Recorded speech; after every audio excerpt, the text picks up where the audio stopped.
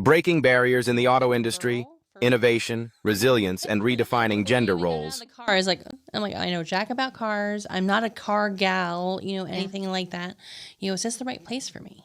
I mean, back in those days, people were like, you're going to find a job, you're going to work there for 40 years, you're going to retire with a pension, and obviously that's not how today's world works, Right.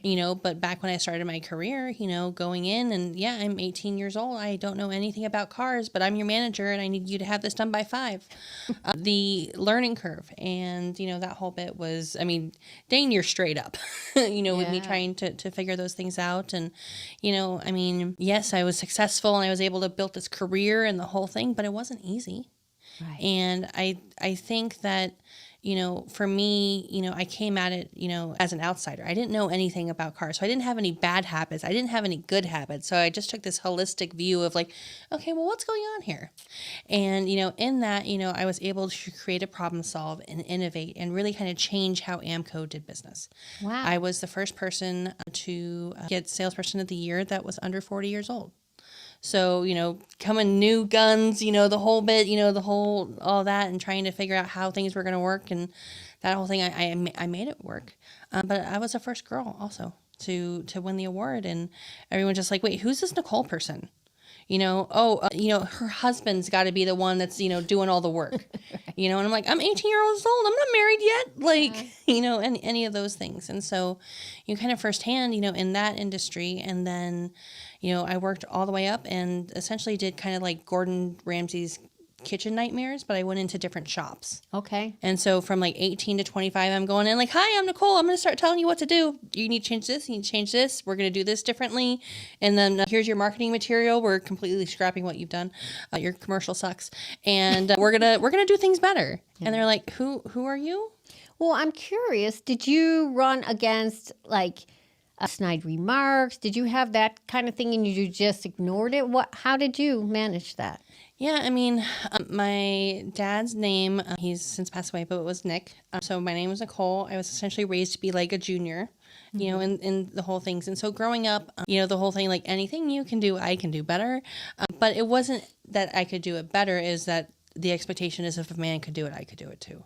So I think being raised that way helped. But I mean, there was multiple Me Too moments and, lines were crossed and asses were grabbed and, all these different things happened throughout the years and a lot of pushback and a lot of, wait, you're 19 years old. I've been doing this for 40 years. Mm-hmm. There's nothing that you're going to tell me that's going to help me run my business. So that isn't even gender. That's age. Yes. But in that, it was, what is a 19-year-old girl going to tell Right. me, and, for me, going through and, working in different shops in different areas throughout the Southwest, it was a lot of the same problems. A lot of the same things kept happening no matter where I went. And it was, okay, you're young and you're a girl, and you don't know how to drive a stick. At that point, I didn't. You don't know how to do this. You don't know this. You don't know that. And I said, well, I just needed to learn how to run the business. I can sell ice to an Eskimo. I can sell the jobs. I can do this. You're not paying me to know how to take out a transmission, completely rebuild it, and put it back in. That's not my job. My job is to do the administrative tasks, which are girl tasks, in the office and the whole bit, and then sell to the customers. And most people prefer to be sold to a woman, whether a man or a woman. Mm. So I, used what I had, as opportunities available to me, but, kind of on the flip side, and to the point of the importance of International Women's Day, I, kind of have some 50s, sort of stand by your man, Tammy Wynette, sort of beliefs. And, that in its own self is, something to kind of relish. I want to be the entrepreneur, the power networker, and do all these amazing, great things, and all of that. But, I'm technically supposed to be home and cooking meals for the men and, doing, that whole thing. So it's kind of that internal struggle from where I was raised to kind of what I'm doing in life and the whole bit. So Yeah. it's a big change.